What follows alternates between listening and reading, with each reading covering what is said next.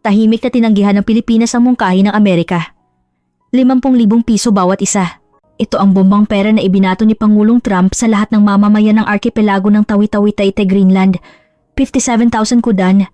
Mutbungdat saksoy bekong dong tausug Taytay. Inyo dang singsong. Hindi mahalaga ang lupa. Ang pag-aari ng arkipelago ng Tawi-Tawi ang mahalaga? Ang salitang binitawan ni Trump sa Oval Office na ikinagulat ng Manila at nagpalamig sa buong Timog Silangang Asya, ngunit ang nagpasabog ng takot sa buong mundo ay ang reaksyon ng mga residente ng Tawi-Tawi. Walang duda, 85% ang tumanggi. Sa harap ng malaking halaga na higit sa 50,000 piso bawat tao, ang tausug na nabuhay sa mga isla at dagat sa loob ng 4,000 taon ay umiling. Ang aming karagatan ay hindi mabibili. Nagalit si Trump.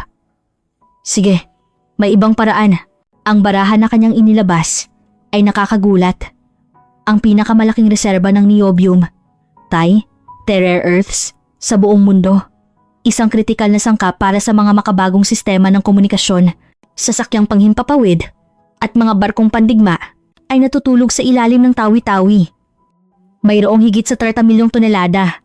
Sa sitwasyon kung saan ang China ay kumukontrol sa 70% ng pandaigdigang produksyon ng niobium, ito ang tanging daan palabas para sa Amerika. Nagpadala sila ng isang grupo ng eksplorasyon, kasama ang mga eksperto sa militar. Isang lihim na utos ang ibinigay mula sa White House. Ang panlabas na dahilan ay ang eksplorasyon ng niobium. Ngunit ang tunay na layunin ay iba pa. Palawakin ang base militar ng Amerika sa Pilipinas at agawin sa Malaysia ang kontrol sa Sulawesi Passage.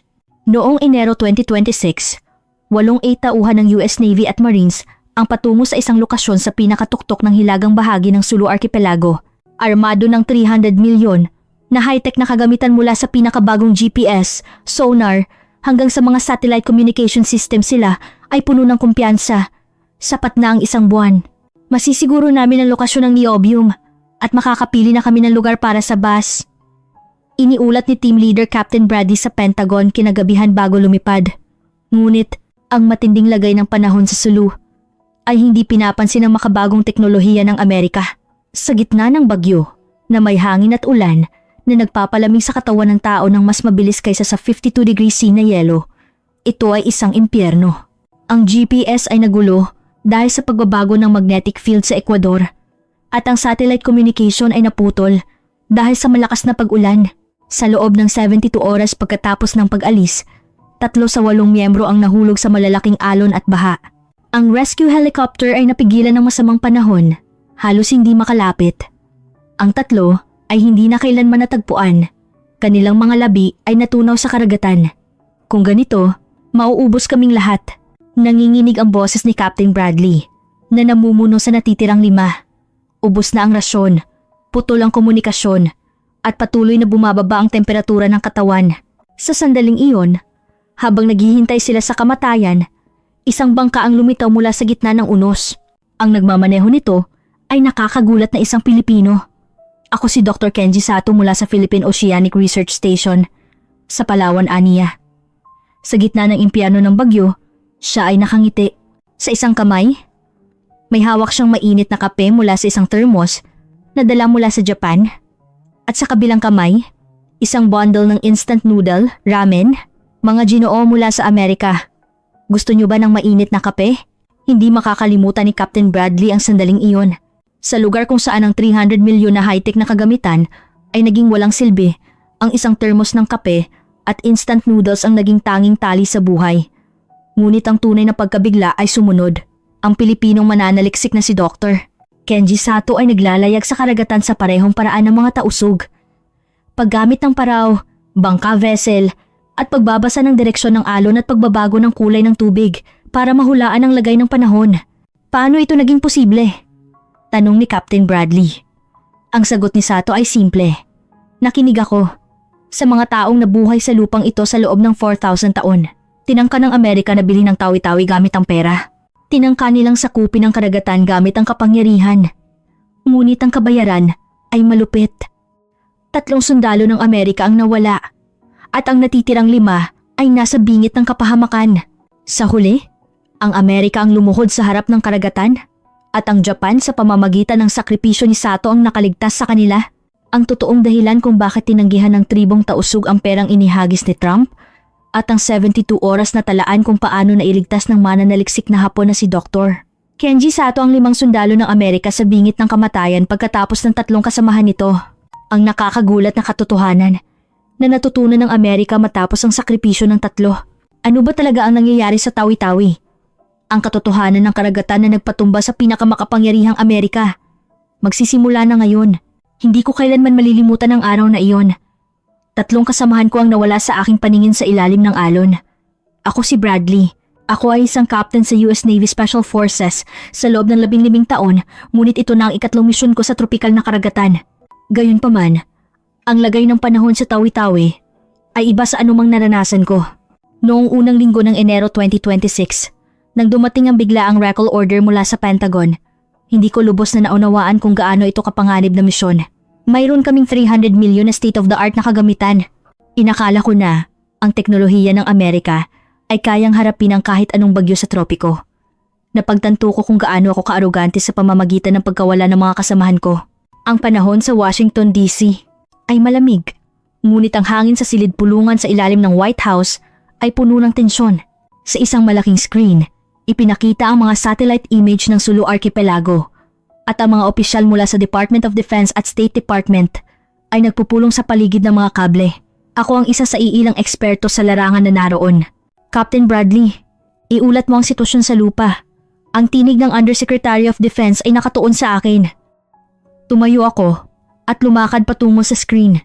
May bagong deposito ng niobium na natagpuan sa baybayin ng Hilagang Tawi-Tawi. Ang tinatayang halaga ay 0.4 bilyon. Nagkaroon ng bulungan sa silid. 0.4 bilyon. Ang bigat ng numerong iyon ay umalingaw sa hangin. Ang rehiyon ay may average na temperatura na 25 grads Celsius sa gabi. At sa panahon ng tag-ulan, maaaring bumaba sa 50 na grads Celsius. Imposibleng mag-eksplorasyon gamit ang kasalukuyang kagamitan, tumango ang Undersecretary. Kaya naman, inihanda namin ito. Nagbago ang imahe sa screen. Nagpapakita ng paggamit ng pinakabagong kagamitan sa eksplorasyon ng karagatan, ang proyektong tinawag na Project Sea Eagle. Mga espesyal na baterya na gumagana kahit sa 5 degrees Celsius, mga advanced na sonar system na may 30 cm error margin, at mga military-grade GPS system. Ito ay kasukdulan ng lakas ng teknolohiya ng Amerika. Sa totoo lang, kumpiyansa ako. Sa ganoong kagamitan, ang anumang bagyo ay dapat madali lang. Ano ang komposisyon ng expedition team? May nagtanong. Binubuo ito ng 880 elite personnel. Sila ay mga miyembro ng espesyal na puwersa na nakatapos ng survival training. Huminto ng bahagya ang Undersecretary at bilang mga lokal na gabay, plano namin kumuha ng mga tausug. Tapos na ang negosasyon sa gobyerno ng Pilipinas. Sa sandaling iyon, nakaramdam ako ng kakaibang pagkabalisa. Ang paggamit ng salitang kumuha ng gabay ay nakakabahalang. Sila ang mga taong nabuhay sa karagatan sa loob ng libu-libong taon. Hindi sila basta-bastang gabay. Ngunit hindi ko na nagawang magsalita. Hindi angkop na kwestiyonin ng mga Undersecretary tungkol sa pagpili ng gabay. Nang matapos ang pulong, habang naglalakad ako sa pasilyo, may tumawag sa pangalan ko mula sa likuran. Captain Bradley! Lumingon ako. Si James Howard, ang opisyal ng CIA na may hawak sa operasyon sa Sulu. Nag-abot siya ng isang sobre. Basahin mo ito. Ito ay impormasyon tungkol sa isang Pilipinong mananaliksik na kasalukuyang aktibo sa lugar. Isang mananaliksik na Hapon? Nagtaka ako. Narinig ko na mayroon tayong Philippine Oceanic Research Station sa Palawan. Oo, isang mananaliksik mula doon. Ang kasalukuyang nakatira, kasama ang mga tausug sa Tawi-Tawi. Nang buksan ko ang sobre, may larawan ng isang lalaki. Mukhang nasa kalagitnaan ng 30s. Isang Pilipino. Medyo maitim, may kalmadong mata, at tila simpleng pakinggan. Pangalan, Dr. Kenji Sato, Oceanographer, mula sa port. Bakit mahalaga ang taong ito? Tanong ko. Lumapit si Howard at bumulong. Sinasabi nilang itinuturing siya ng pinuno ng tausug na parang sariling anak. 3 taon na siyang nakatira doon at nakuha niya ang kanilang pagtitiwala. Ang hindi natin nakamit sa pamamagitan ng pera. Naabot ng hapon na ito. Tinitigan ko muli ang larawan ni Sato. Ibig bang sabihin, magiging sagabal siya sa ating eksplorasyon? Umiling si Howard. Mas masasabi nating maging reference kanya Sa karagatan, minsan mas mahalaga ang ugnayan kaysa sa kagamitan. Hindi ko lubos na naunawaan ang kahulugan ng mga salitang iyon. Ilang araw ang lumipas, sumakay ako sa eroplano patungong Pilipinas. Dumating kami sa maliit na bayan ng Bonggao sa Sulu noong Disyembre 22. Ang malakas na simoy ng hangin na may dalang init ay humampas sa aking mukha. Ngunit inakala kong madali lang ito. Ang tunay na init ay hindi pa nagsisimula. Ang base ng eksplorasyon ay itinayo sa isang pansamantalang tent sa labas ng bayan. Ito ay isang high-tech na pasilidad na may pinakabagong heating system at satellite communication. Ang pinuno ng team ay si Colonel Harrison, isang veterano mula sa West Point na namuno sa maraming operasyon sa Afghanistan at Iraq. May kumpiyansa sa kanyang mga mata. Bradley, nakipag-ugnayan ka na ba sa mga lokal na gabay? Tanong ng Colonel. Bukas kami bibisita sa nayo ng Tausug. Mayroon kaming appointment sa kanilang pinuno. Mabuti. Siguraduhin mong mabilis ang pagpili ng gabay. Kailangan nating magsimula sa loob ng 1 linggo. Tumango ako. Kinaumagahan, sumakay ako sa isang speedboat patungo sa nayo ng Tausug. Ang nayon ay mas maliit kaysa sa inaasahan ko. Naghahalo ang mga tradisyonal na nipahut at mga modernong prefabricated shelters. Sa pasukan ng nayon, nakatali ang mga aspin. Asong Pinoy na ginagamit sa paghatid ng mga kagamitan. Nang dumating ako sa bahay ng pinuno, nasaksihan ko ang isang hindi inaasahang tanawin. Sa bakuran, mayroong isang lalaki na nakaluhod, pinalilibutan ng mga bata. Ipinapakita niya sa kanila ang isang bagay. Isang maliit na piraso ng kahoy, gamit ang isang maliit na kutsilyo. Siya ay naglililok ng hugis hayop. Wow, ang galing! Sigaw ng isa sa mga bata sa wikang Cebuano. Sumagot ang lalaki habang nakangiti. Oo, ito ang tawi-tawi na nakita ng inyong mga lolo noong sila ay bata pa. Nabawasan na to ngayon, pero sana dadami ulit.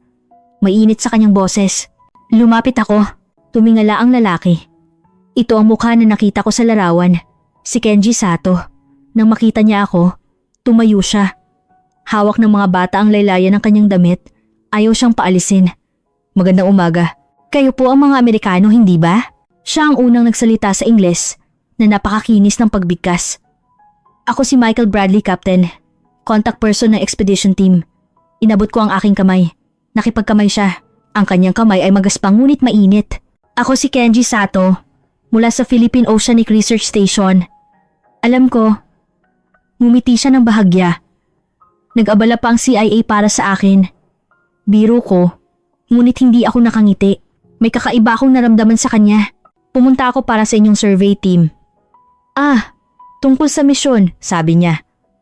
Ako na ang mag-aakay sa inyo. Nauuna si Sato, sinusundan ng mga bata. Nang pumasok kami sa bahay ng pinuno, muli akong nagulat. May apoy na nagliliyab sa kalan. At sa dingding, may mga lumang kasangkapan sa pangingisda at mga larawan ng pamilya. At sa gitna ng mga larawan ng pamilya ng Tausug, naroon din ang larawan ni Sato. Ang pinuno ay isang matandang lalaki, mukhang lampas 70. Ang mukha ay puno ng kulubot ngunit ang mga mata ay matalas. Mabuting dumating ka, sabi ng pinuno sa Ingles. Salamat po, ako si Captain Michael Bradley. Mula sa US Expedition Team. Nang sisimulan kong magsalita, itinaas ng pinuno ang kanyang kamay. Alam ko na, nariyan kayo para hanapin ang niobium, hindi ba? Diretsahan siya. Ako ay sandaling natigilan. Opo, kailangan namin ng gabay na nakakakilala sa lugar. Tumingin ang pinuno kay Sato. Tila may tahimik na pag-uusap sa pagitan nila. Gabay? Hindi ito simpleng bagay. Sabi ng pinuno.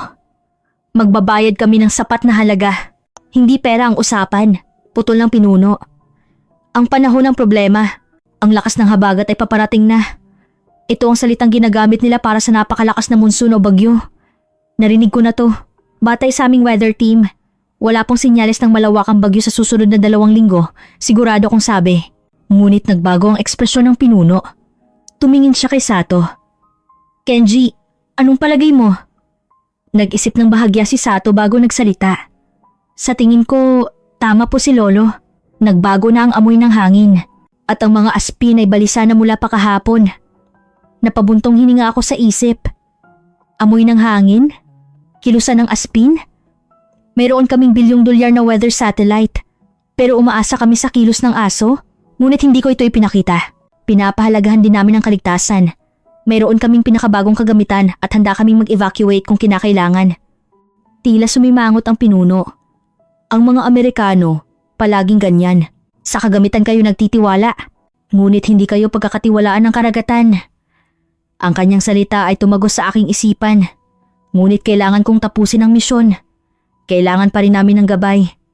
Mayroon ba kayong mairekomenda? Sandaling tumahimik ang pinuno. Pagkatapos ay dahan-dahang nagsalita. Ang panganay kong apo ang pwedeng sumama. Siya ang pinakakilala sa paligid. Ang apo niyo po? Nagulat ako. Huwag kang mag-alala. Hindi na bata. 28 na. Kasama ko na iyan sa pangingisda mula noong bata pa. Ipinanganak sa karagatan. Lumaki sa karagatan. Tumingin ang pinuno kay Sato at nagdagdag. At si Kenji, marami siyang itinuro sa kanya. Ngumiti si Sato ng bahagyang nahihiya. Anong itinuro ko, Lolo? Mas marami pa akong natutunan sa kanya. Naging interesado ako sa ugnayan nilang dalawa. Isang hapon na mananaliksik at ang pinuno ng tausug. Paano sila naging ganoon kalapit? Nang matapos ang pagpupulong at lumabas kami, sumunod sa akin si Sato. Captain Bradley? Oo. Mayroon lang akong isang pakiusap. Naging seryoso ang kanyang ekspresyon. Huwag ninyong ituring ang aking kapatid na babae bilang simpleng gabay lang. Siya ay tao ng lugar na ito. Minamahal niya at sinusubukang protektahan ang lugar na ito. Hindi ko lubos na naunawaan ang ibig niyang sabihin. Anong ibig niyong sabihin? Tumingala si Sato sa langit. Ang langit ng Sulu ay medyo madilim kahit sa araw. Pupunta kayo rito para kumuha ng yaman, hindi ba? Naiintindihan ko iyon. Ngunit hindi lang yaman ang meron dito. Mayroon itong pamumuhay na umabot ng libu-libong taon. Karunungan at kaluluwa. Tinitigan niya ako ng diretso. Sana ay igalang ninyo iyon. Hindi ako nakasagot. Ngumiti si Sato at tumalikod. At pakinggan ninyo ang sinabi ng lolo. Darating talaga ang habagat habang papalayo siya. May kakaiba akong naramdaman. Parang tamang sinasabi ng hapon na ito. Ngunit ito ay kutob lamang. Ako ay isang sundalo. At ang mga sundalo ay naniniwala sa datos. Ang datos ng satellite ay nagsasabing walang bagyo. Nang gabing iyon, nag-ulat ako kay Colonel Harrison sa base camp. Nakahanap na kami ng gabay. Ang apo ng pinuno. Nangunot ang noo ng Colonel. Babae? Oo, pero sinasabing siya ang pinakamahusay doon. Tumawa ang Colonel. Hayaan mo na, ang kagamitan natin ang gagawa ng lahat. Ang gabay ay formalidad lang. Tumango ako. Ngunit may bahagi ng aking puso ang nag-aalala. Paulit-ulit na sumasagi sa isip ko ang sinabi ni Sato. Hindi pinapatawad ng karagatan ang mga nagtitiwala sa kagamitan. Hindi ko pa malalaman kung ano ang ibig sabihin nito sa lalong madaling panahon. 2 araw bago ang pag-alis, maaga akong nagising at lumabas ng tent. Ang umaga sa Sulu ay hindi gaanong naiiba sa araw. Isang malabong liwanag ang naghari, ngunit may kakaiba sa hangin ngayong umaga. Mahirap ipaliwanag, ngunit naiiba ang kalidad ng init. Mas matindi. Mas tahimik. Siyempre, binabaliwala ko lang ito. Hindi ko alam kung ano ang ibig sabihin nito. Nang pumasok ako sa tent, nakita ko ang weather team na nakatutok sa mga monitor. May kakaiba po, sir. Sabi ni Sergeant Thompson, ang weather specialist. Ano iyon? Tanong ko. Wala pong abnormality sa satellite data, pero medyo kakaiba ang mga barometric readings natin. Bumaba ito ng 3 hectopascals mula kahapon. 3 hectopascals. Para sa karaniwang tao, ito ay maliit na numero.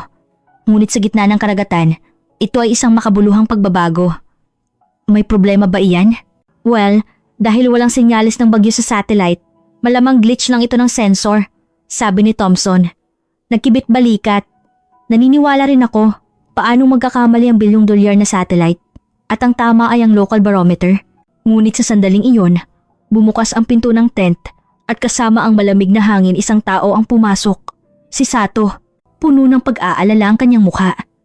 Captain Bradley, maaari ba kitang makausap saglit? Sumama ako sa kanya palabas. Ano iyon, Dr. Sato? Itinuro niya ang langit sa timog. Nakikita mo ba ang mga ulap na iyon? Tumingala ako. Isang manipis na linya ng kulay abo ang nakasabit sa abot tanaw. Hindi ito mukhang espesyal. Mga ulap lang iyan? Iyan ang harbinger ng habagat. Tinatawag naming iyan na mga palatandaan ng kamatayan. Kapag lumitaw iyan, ibig sabihin ay may malaking bagyo sa loob ng 3 araw. Napabuntong hininga ako sa isip. Isa na namang kwentong hindi batay sa agham. Doktor. Sato, sinuri ng weather team namin at ang posibilidad ng malaking bagyo sa susunod na linggo ay wala pang 5%. Sumama ang mukha ni Sato. Satellite data? Oo, pinakabagong weather satellite data. Umiling siya. Hindi nakikita ng satellite ang lahat. Ang panahon sa karagatan ay espesyal. May mga phenomenon na hindi nakikita kahit saan sa mundo. Medyo nainis ako. Bakit laging dinududa ng Hapon na ito ang teknolohiya ng Amerika? Dr. Sato, nagpalipas din ako ng 3 taon sa karagatan. Alam ko ang mga lokal na kondisyon. Alam ni Captain na hindi ako nag-aalinlangan sa inyong kaalaman sa karagatan. Sa pamamagitan ng datos, mga numero, at kagamitan. Ngunit ang mga tausog ay nararamdaman ng karagatan sa pamamagitan ng balat, ng amoy, ng kutob. Naniniwala ba kayo na may siyentipikong batayan iyan? Naging matalas ang tono ko. Ngumisi si Sato. Agham? Isa rin akong siyentipiko, doktor sa oceanography. Ngunit may natutunan ako sa loob ng 3 taon dito. Ano iyon? Kailangan mong maging mapagkumbaba sa harap ng karagatan. Kapag naging mayabang ka sa harap ng kalikasan, mamamatay ka. May katotohanan sa kanyang boses.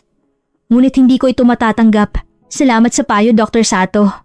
Ngunit ipagpapatuloy namin ang plano. Mumuntong hininga si Sato. Nauunawaan ko. Wala na akong magagawa. Ngunit tinitigan niya ako ng diretsyo. Pakiusap, alagaan ninyo ang kapatid ko. Ano man ang mangyari, protektahan ninyo siya. Hindi ako nakasagot. Habang papalayo siya patungo sa nayon, may kakaiba akong pakiramdam ng pagkabalisa. Parang tamang sinasabi ng Hapon na ito. Ngunit isa lamang itong kutob. Nang araw na iyon, nakilala ko si Anya, ang gabay. Lumabas siya mula sa bahay ng pinuno. Hindi siya matangkad ngunit matibay ang pangangatawan. Ang kanyang itim na buhok ay sumisilip sa ilalim ng kanyang headscarf. At ang matatalim niyang mata sa ilalim ng makapal na kilay ay tinititigan ako. Kayo ang pinuno ng mga Amerikano? Siya ang unang nagsalita na napakakinis ng Ingles. Ako si Captain Michael Bradley. Contact person. Inabot ko ang aking kamay. Naging gabay ka para sa expedition? Ang tono niya ay sarkastiko. Parang hindi niya ako gusto. Salamat. Malaking tulong iyan. Tulong? Kung wala ako, maliligaw kayo sa loob ng kalahating araw. Pinalabas niya na parang humihilik. Medyo nainis ako, ngunit nagpigil. Siyempre, kaya nga humingi kami ng gabay. Hindi ako hiningi. Ako ay inupahan. Matalim niyang sabi, hindi ba kayo naiiba sa amin? Hindi ba kami mga kasangkapan lamang para sa inyo? Mga kasangkapan na itatapon pagkatapos ninyong makakuha ng yaman? Hindi ako nakasagot. Sobrang direkta ng sinabi niya. Kung ganoon ang inyong pananaw, ikinalulungkot ko. Ikinalulungkot? Hindi iyan ang punto. Ito ang katotohanan. Tumingala si Anya. Alam mo bang darating ang habagat? Naisip ko, dito na naman tayo sa kwentong iyan. Ayon sa ating satellite data. Satellite? Satellite? Tumawa siya na parang nang iinsulto. Kayo mga satellite lang ang kilala ninyo. Ano ang alam ng satellite? Tinitingnan lang niya mula sa itaas. Ang tunay na panahon ay dapat nararamdaman dito. Tinuro niya ang lupa.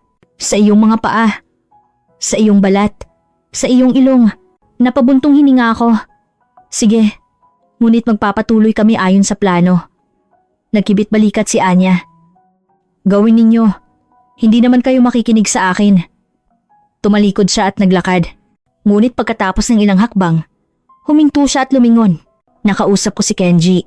Sabi niya, hindi ka masamang tao. Kaya isang tanong lang. Bakit ka talaga narito? Ano ang tunay mong dahilan? Nag-isip ako ng saglit. Misyon. Sumusunod lang kami sa utos. Tumango si Anya. Tama iyan.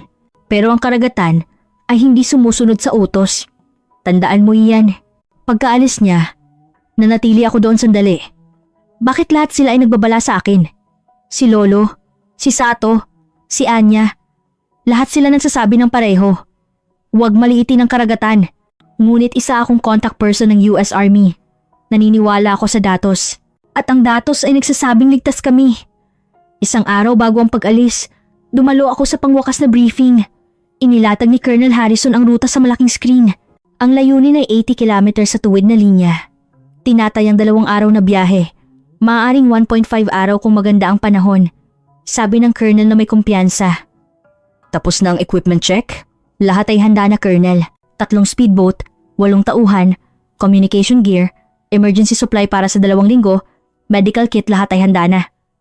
Mabuti, aalis tayo bukas ng 6 ng umaga. Nang matapos ang briefing, habang nagkakalat ang mga tauhan, bumukas ang pinto at may pumasok, si Sato. Namumutla ang kanyang mukha. Colonel Harrison, Captain Bradley, maaari ba kitang makausap sandali? Nangunot ang noo ng Colonel.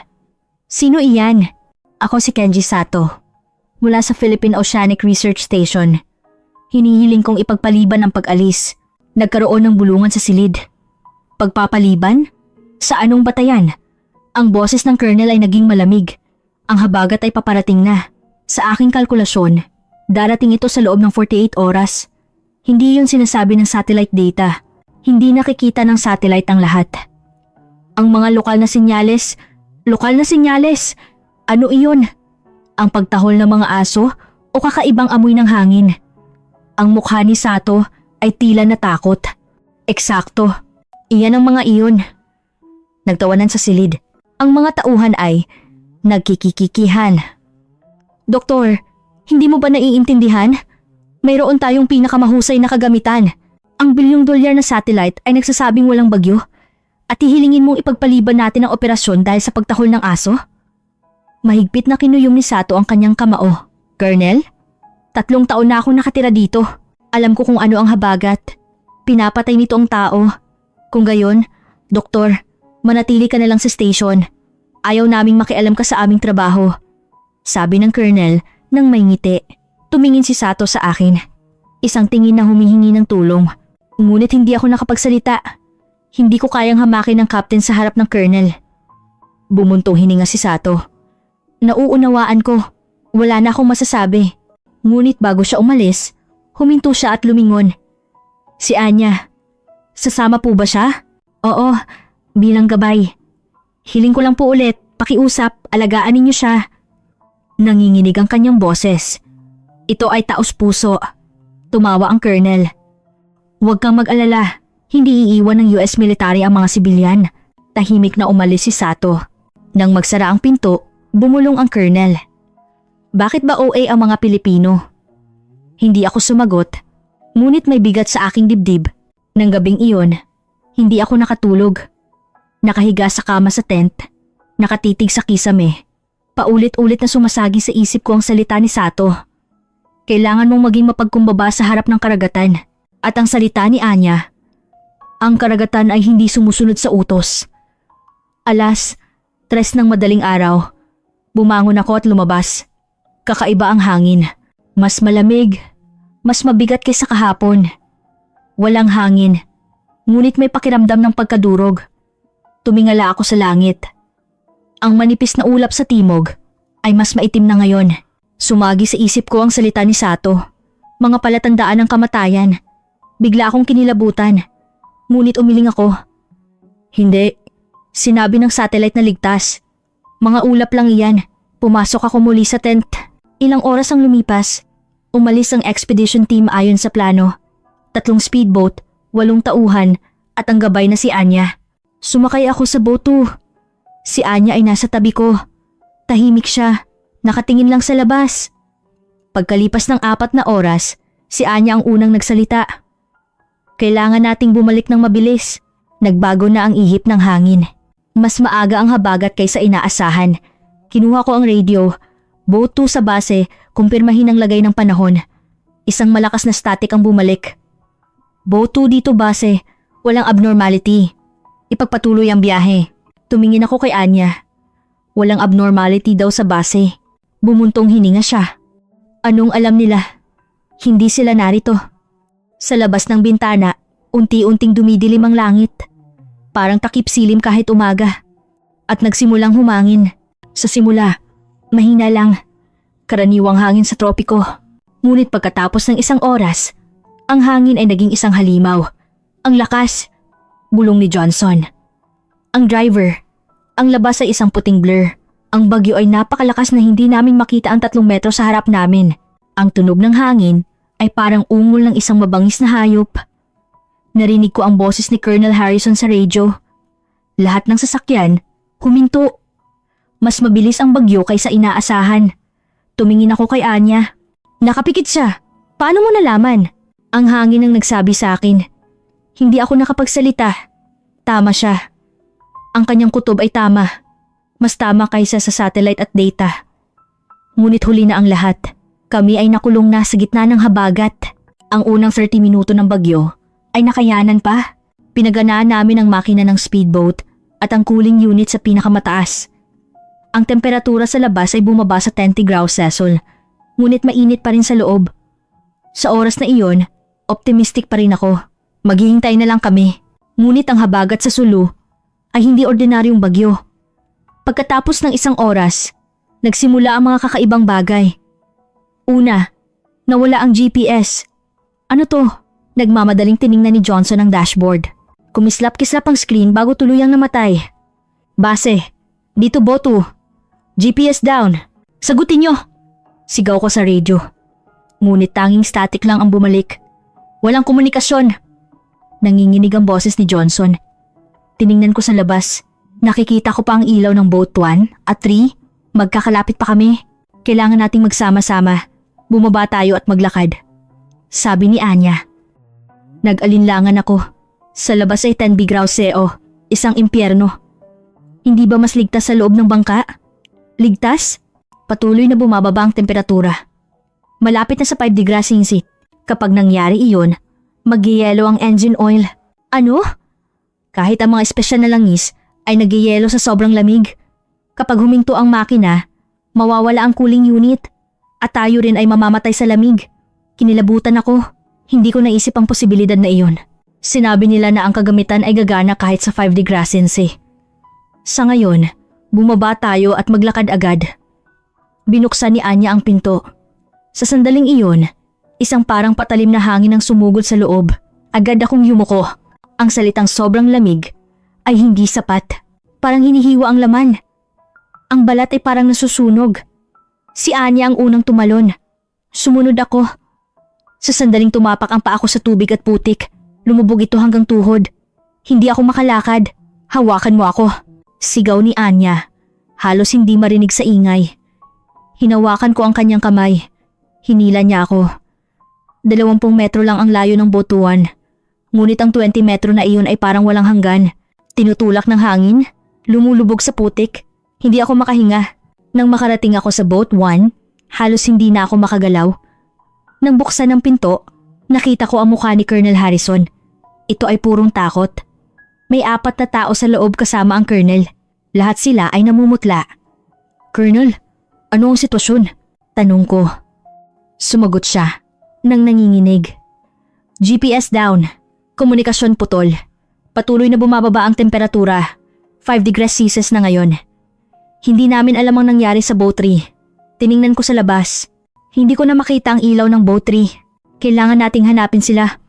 Sa sitwasyong ito, lalabas pa tayo? Sigaw ng Colonel. Sa sandaling iyon, sumingit si Anya. Mamamatay tayo kung mananatili tayo sa bangka. Malapit nang magyelo ang engine oil. Kailangan nating gumawa ng iglo. Bahay na yelo. Iglo? Nagulat ang Colonel. Sa ika-21 siglo? Mayroon tayong state-of-the-art na kagamitan. At ang mga kagamitan na iyon ay sira na lahat, hindi ba? Sigaw ni Anya. Tumahimik ang loob ng bangka. Tama siya. GPS, komunikasyon, at malapit ng maging makina. Ang aming high-tech na kagamitan ay isa-isang bumagsak. Paano gumawa ng iglo? Tanong ng Colonel na nawala na ng boses. Ako ang gagawa, pero kailangan ko ng tutulong sa akin. Sagot ni Anya. Inangat ko ang kamay ko. Ako ang tutulong. Ang paggawa ng iglo ay mas mahirap kaysa sa inaasahan. Si Anya ang nagdidikta at si Johnson at ako ang sumusunod. Una, kailangan naming humanap ng matigas na putik, buhangin na transpose sa dense na sand, mud sa tropiko, para sa pagbuo. Naghanap si Anya ng lugar sa pamamagitan ng pagtapak sa lupa. Dito, sapat na ang tigas ng lupa na ito. Hinati niya ang lupa gamit ang kanyang bolo sa mga bloke. Ako at si Johnson ang nagbubuhat ng mga bloke at si Anya ang nagpapatong. Patuloy ang hangin. Nanginginig ang mga daliri ko. Hindi ko na maramdaman ang aking kamay kahit may gloves. Ayoko na. Hindi na kaya. Umupo si Johnson. Anya. Sigaw ko. Tumayo ka. Mamamatay tayo kung titigil tayo. Magpatuloy ka. Hinila ko si Johnson para itayo. Konting tiis na lang. Malapit na. Sininungalingan ko lang sila. Kalahati pa lang ng iglo ang tapos. Ngunit kailangan kong bigyan ng pag-asa si Johnson. Pagkatapos ng isang oras, natapos din ang iglo. Pumasok na kayo sa loob, bilis! Sabi ni Anya habang tinatakpan niya ang pasukan. Ako at si Johnson ang nauna. Pagkatapos, ang iba pang mga tauhan mula sa bangka. Panghuli, si Colonel Harrison. Mas mainit sa loob ng iglo kaysa sa inaasahan ko. Paano? Bulong ng Colonel. Ang lupa ay nagsisilbing insulator. Paliwanag ni Anya. Pinipigilan nito ang hangin at pinapanatili ang init ng katawan. Ito ang ginagamit ng mga tausog sa loob ng libu-libong taon. Hindi na nagsalita ang Colonel. Sa sitwasyon kung saan ang $1,000,000 na kagamitan ay walang silbi. Ang isang bahay na gawa sa putik. Buhangin ang nagligtas sa amin. Sa sandaling iyon, naunawaan ko ang sinabi ni Sato. Hindi nakikita ng satellite ang lahat. Kailangan mong maging mapagkumbaba. Tama siya. Ngunit huli na para sa 3 kong kasamahan. Nang gabing iyon, lalong lumakas ang bagyo.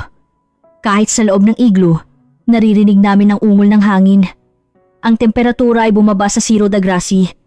Gaya ng sinabi ni Anya, ang engine oil ng bangka ay nagyelo. Wala nang paraan para umalis gamit ang bangka. Ang mga tauhan ay nagdikit-dikit upang magtipid ng init ng katawan. Umupo ako sa tabi ni Anya. Ano sa tingin mo ang nangyari sa boat 3? Tanong ko. Tahimik si Anya. Pagkatapos ay nagsalita siya. Hindi ko alam kung nakagawa sila ng iglo. Sana ay nakaligtas sila. Huminto siya. Pero hindi alam ng mga Amerikano kung paano gumawa ng iglo. Tumindi ang bigat sa dibdib ko. May 4 na tao sa boat 3. Kailangan kong hanapin sila. Hindi tayo pwedeng lumabas ngayon. Masyadong malakas ang bagyo. Kung lalabas ka ngayon, mamamatay ka rin. Sabi ni Anya ng mariin. May mga pagkakataon na humihina ang bagyo. Doon tayo dapat lumabas. Tumango ako, ngunit mabigat ang kalooban ko. Sa sandaling iyon, isang ungol ang narinig mula sa gilid. Tumingin ako. Ang mukha ng Colonel ay kakaiba. Nangungulila ang kanyang mga labi. Aking kamay. Hindi gumagalaw. Nanginginig ang boses ng Colonel. Inalis ko ang kanyang glove. Ang mga daliri niya ay kulay puti. Ang kanyang mukha ay hindi na maputi, kundi halos asyen na. Ang sakit! Sigaw ng Colonel nang bumalik ang pandama. Inilagay ko ang kanyang kamay sa aking tagiliran. Kailangan itong tunawin ng init ng katawan. Ayos lang po, Colonel. Palalabasin ko iyan. Ngunit lumala ang kondisyon ng Colonel. Nanginginig ng walang tigil at hirap ng magsalita. Nagsisimula na siyang magka-hypothermia. Habang lumalalim ang gabi, lumalala ang sitwasyon. 2 sa 4 na tauhan ang nasa kritikal na kondisyon. Si Carter, ang medic, ay ginawa ang lahat.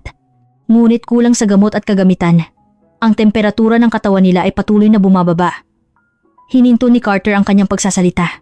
Alam ng lahat ang ibig sabihin nito. Tumingin ako kay Anya. Ano ang gagawin natin? Nag-isip siya. Pagkatapos ay nagsalita. Kailangan nila ng mainit na inumin. Isang bagay na mainit. Mainit na inumin?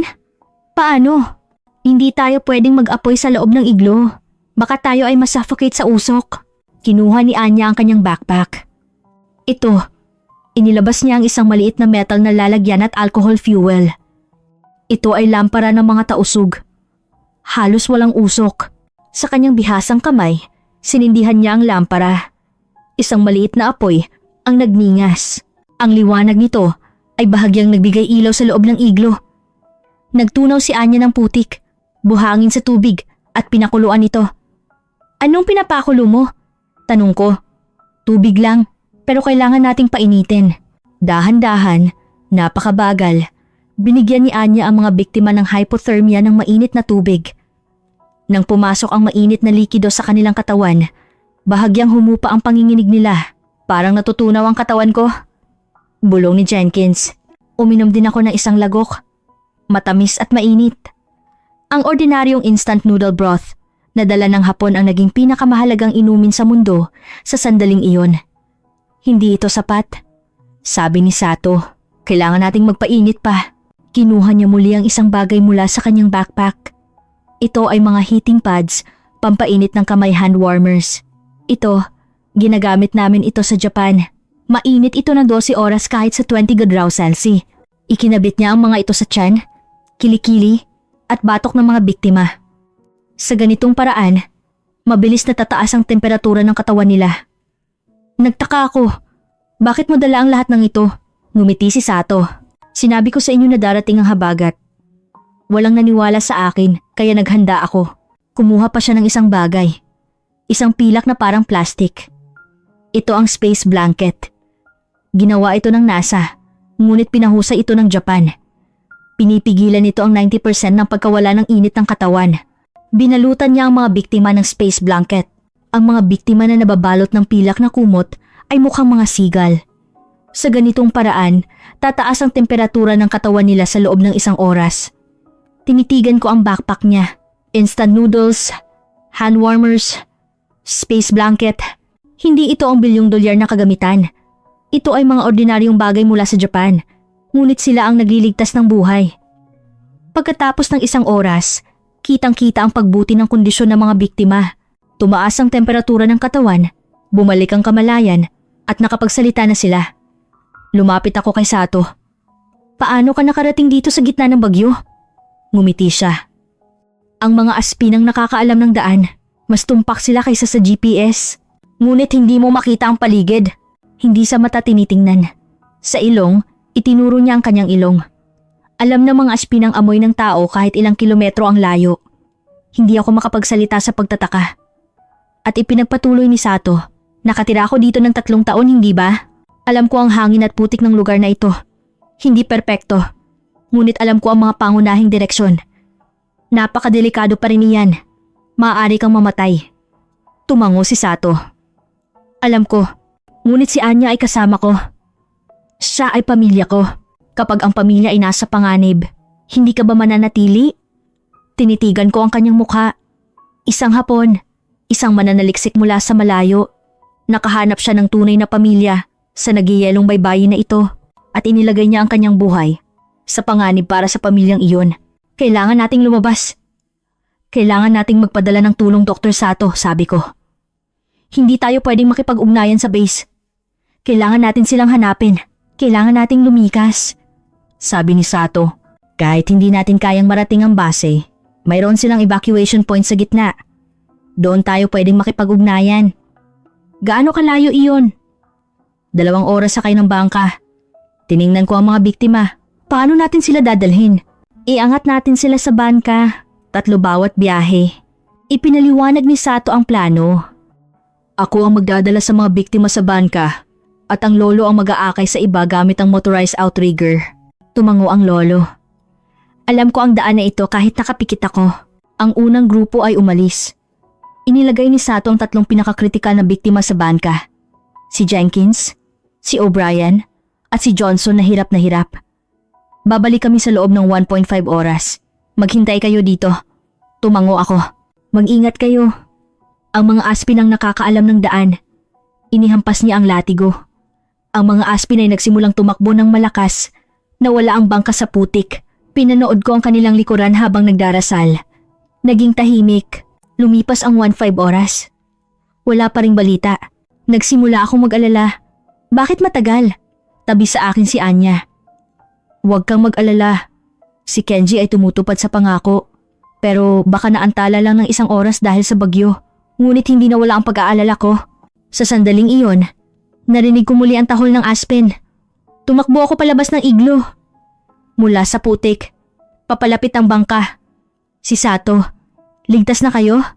Ligtas na ang mga biktima. Nakadala na sila sa evacuation point. Nakapag-contact na kami. May darating na rescue team. Napabuntong hininga ako ng malalim. Talaga? Maililigtas na kami? Oo. Nagpadala na ng helicopter ang base. Darating sila sa sandaling humina ang bagyo. Sa sandaling iyon, nawalan ng lakas ang aking mga tuhod. Napaupo ako. Tumulo ang luha ko. Naligtas na kami. Nakaligtas na tayo. Hinawakan ako ni Sato sa balikat. Huwag kang umiyak, Captain. Hindi pa tapos ang lahat. Kailangan pa nating dalhin ang iba.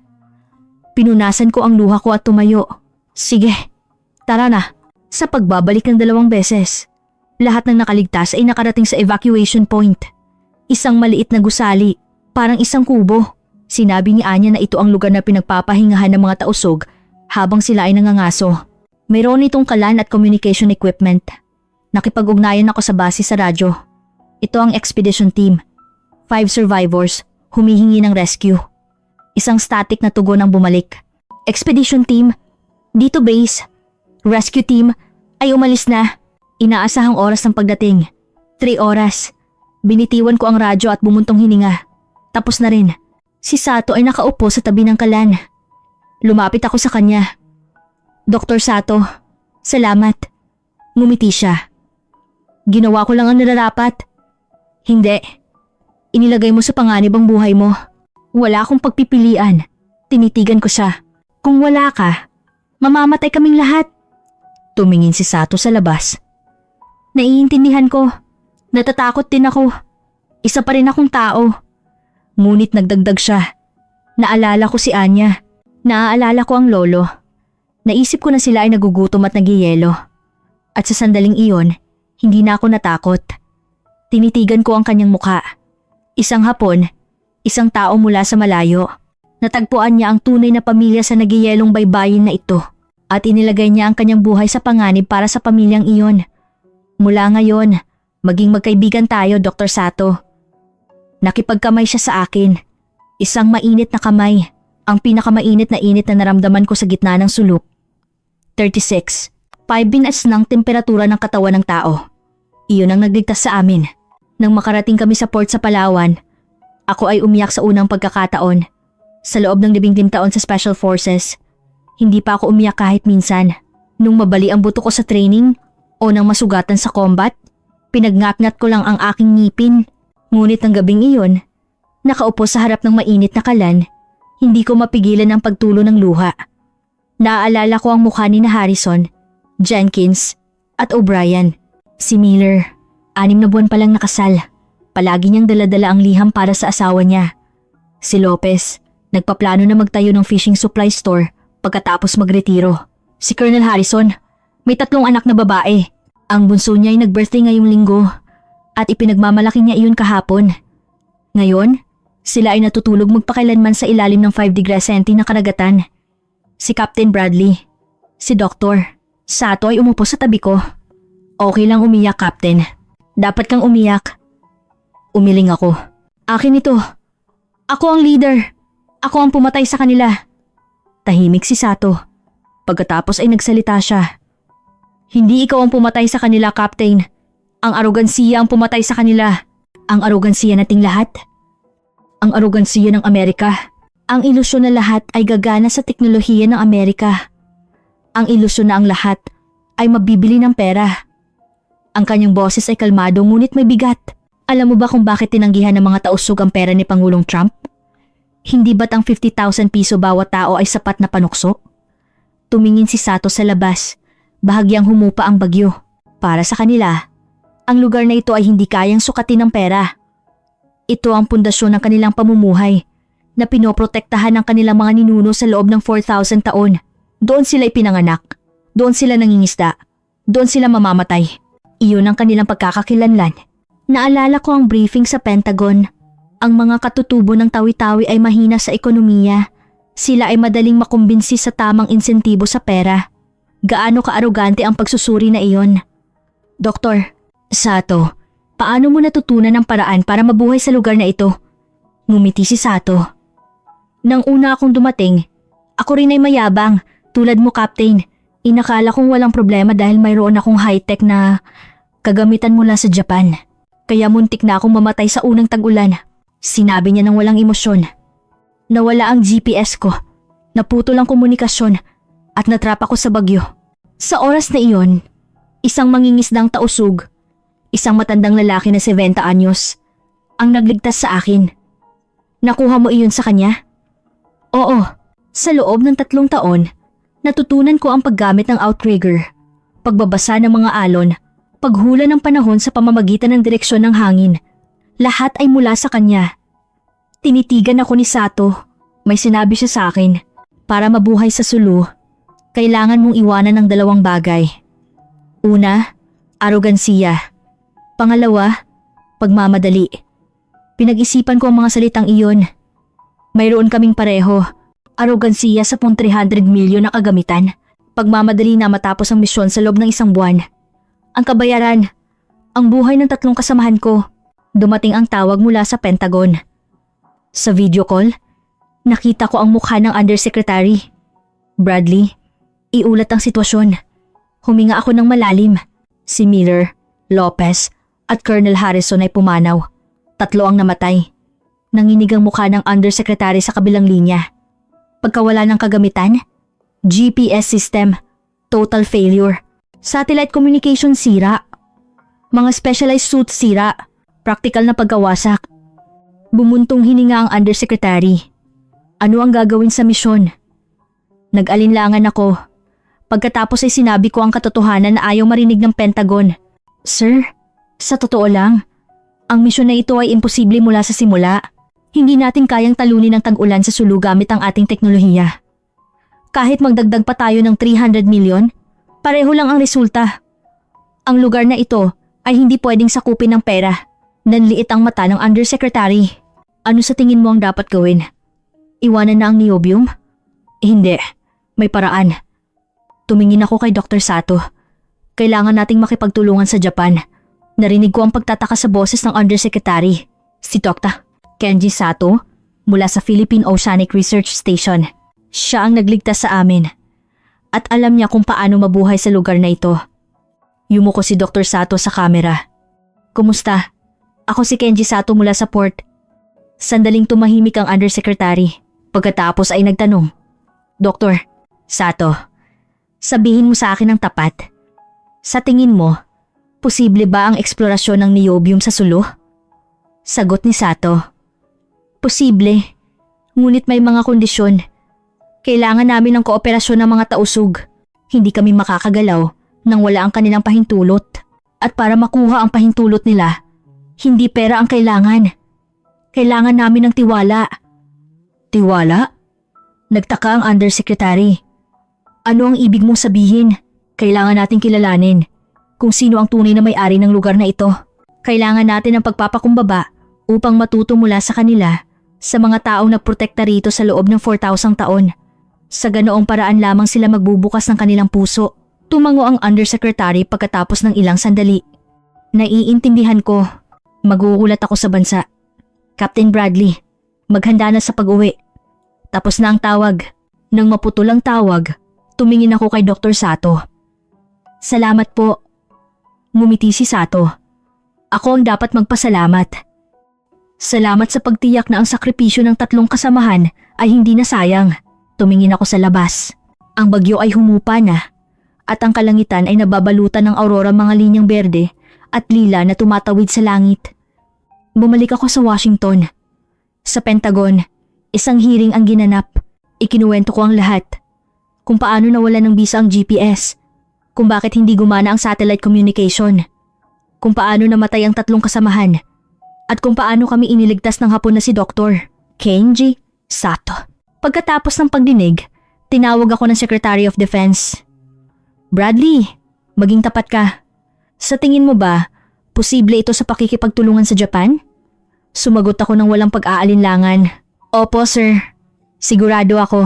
Ang batayan ko ay ang ipinakita sa akin ni Dr. Kenji Sato.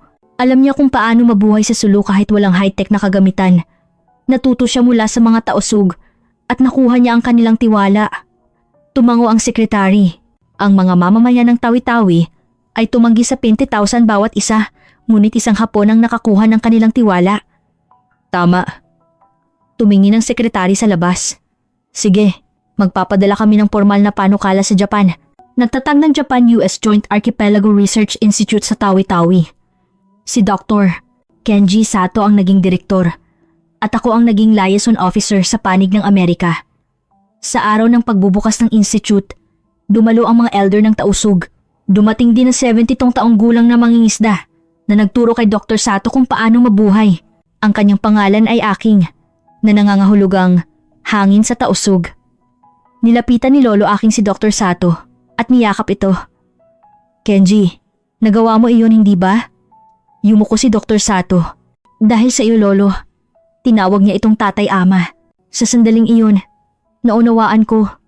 Sa loob ng 3 taon, hindi lang teknikal na kaalaman ang natutunan ni Dr. Sato. Naging bahagi siya ng lugar na ito. Naging pamilya sila. Iyon mismo ang hindi kayang bilhin ng Amerika gamit ang pera. Pagkatapos ng seremonya, lumabas ako ng institute. Ang malamig na simoy ng hangin na may init talos 15 graus ay humaplos sa aking mukha. Ngunit, kakaiba, hindi ko naramdaman ang lamig. May nahawakan ako sa aking bulsa. Ito ay isang heating pad, hand warmer. Ang isa sa mga ibinigay sa akin ni Dr. Sato nung una niya akong iniligtas. Mahalaga pa rin ito sa akin. Nang ilagay ko ito sa palad ko, may init na dumaloy. 36.5 degrees.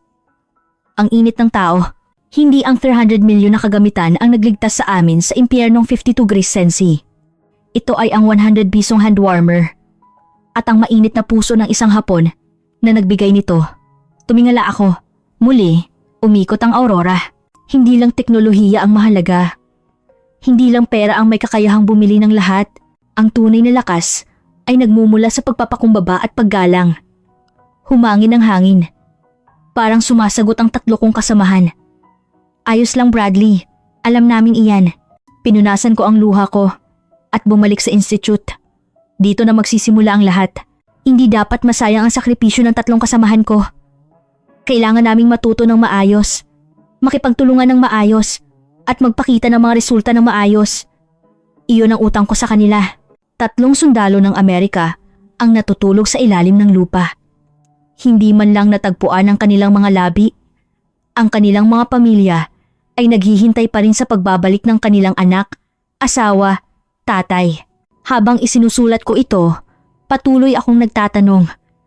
Bakit sila namatay? Mayroon silang 300 milyon na kagamitan. Sila ang pinakamakapangyarihang hukbo sa mundo. Ang sagot ay simple. Arogansiya. Akala nila, kaya nilang gawin ang lahat. Nagkamali sila sa pag-aakalang kaya nilang supilin ang kalikasan. Ngunit, sa impyernong karagatan na iyon, may mga taong nakaligtas. Mga Pilipino. Wala silang 300 milyon. Wala silang high-tech na kagamitan. Ang mayroon lang siya ay mga hand warmer, mga instant noodles, at isang mapagkumbabang puso na handang matuto. Yumukod siya sa mga Tausug na nabuhay sa karagatan sa loob ng 4,000 taon at nag-aral mula sa kanila. Iyon lang, ngunit iyon na ang lahat. Hindi ba ganoon din ang mundo na ating tinitirhan? Mukhang kayang gawin ng pera ang lahat at kayang ayusin ng teknolohiya ang lahat. Ngunit ang puso ng tao ay hindi mabibili ng pera sa harap ng kalikasan. Ang tao ay walang saysay. Ang mga taong mapagkumbabang nag-aaral lamang ang makakaligtas. Ang Pilipinas ay ganoon. Isang bansang kulang sa yaman. Ngunit nakaligtas tayo hindi ba? Dahil tayo ay mapagkumbaba. Dahil hindi tayo sumuko. Sa lahat ng nanonood ng video na ito, kahit anong hirap ang inyong harapin, huwag kayong susuko. Maging mapagkumbaba, maging masigasig, at maging maaalalahanin. Iyan ang lakas ng Pilipinas. At iyan ang pinakamahalagang bagay. Ano sa tingin ninyo sa kwentong ito? Tingnan natin ang reaksyon ng mga nakakita nito. Ang paglalarawan ng pagkawala ng silbi ng makabagong teknolohiya sa harap ng galit ng kalikasan ay nagdulot sa akin ng matinding paggalang sa kalikasan. Napagtanto ko na ang pagiging mapagkumbaba ay ang susi upang makagawa ng pagkakaiba sa mga kritikal na sitwasyon. At muli kong napagtanto ang kahalagahan ng diwa ng pagtutulungan ng mga Pilipino. Na-inspire ako sa katapangan ng mga Tausug na piniling protektahan ng 4,000 taong kasaysayan at tradisyon kaysa sa malaking halaga ng pera. Ito ay nagtatanong sa atin sa modernong lipunan kung ano ba talaga ang dapat nating pangalagaan. Ang pananaw ni Dr. Sato, na isang siyentipiko ngunit mapagkumbabang natuto mula sa mga lokal na tao, ang tunay na katalinuhan. Kailangan nating matutunan ang kahalagahan ng pagbabasa ng kalikasan, hindi lamang sa pamamagitan ng datos at numero, kundi sa pamamagitan ng amoy ng hangin at kilos ng mga hayop, ang paghahambing sa pagitan ng kahambugan ng militar ng Amerika at ang kalupitan ng karagatan ay kapansin-pansin. Ito ay isang matinding paalala Na kahit gaano pa tayo umunlad sa sibilisasyon, tayo ay bahagi lamang ng kalikasan. Nakikiramay ako sa 3 nasawing sundalo. Upang maiwasan ang trahedyang ito, kailangan natin ng bagong relasyon batay sa paggalang sa mga lokal na tao, hindi sa dominasyon ng militar o ekonomiya. Nagulat ako sa pagbabago, kung saan ang isang simpleng hand warmer mula sa pang-araw-araw na buhay ng Japan ay naging tali sa buhay sa gitna ng 50 Celsius na lugar. Ito ay isang kahanga-hangang kwento ng katapangan ni Dr. Sato na nagdala ng mga praktikal na bagay upang iligtas ang marami. Natutuwa ako na sa wakas ay kinilala ni Captain Bradley ang kanyang pagkakamali at nagpa siya na makipagtulungan sa Japan. Ipinapakita nito na ang pagkilala sa pagkakamali at pagtanggap ng bagong karunungan ay isa ring uri ng lakas.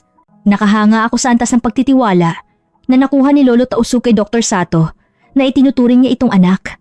Ang ugnayan na parang pamilya na lumampas sa nasyonalidad at lahi ay nagbigay ng pinakamainit na liwanag sa nagyayelong mundo.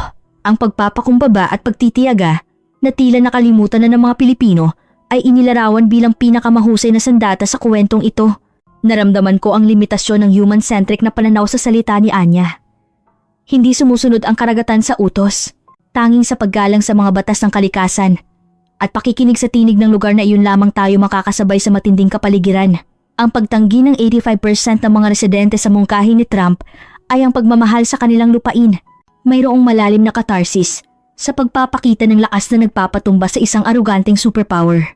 Ang eksena kung saan ang outrigger, parao ang lumitaw sa halip na rescue helicopter ay napakasimboliko. Ang tradisyonal na kaalaman na umabot ng 4,000 taon ay minsan mas matimbang kaysa sa bilyong dolyar na advanced technology.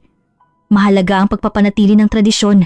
Kung nagustuhan ninyo ang video, mangyaring mag-subscribe at mag-like. Ang inyong suporta ay magiging malaking lakas para sa susunod na video. Maraming salamat sa pakikinig. Hanggang sa huli. Pilipinas ang pinakamahusay!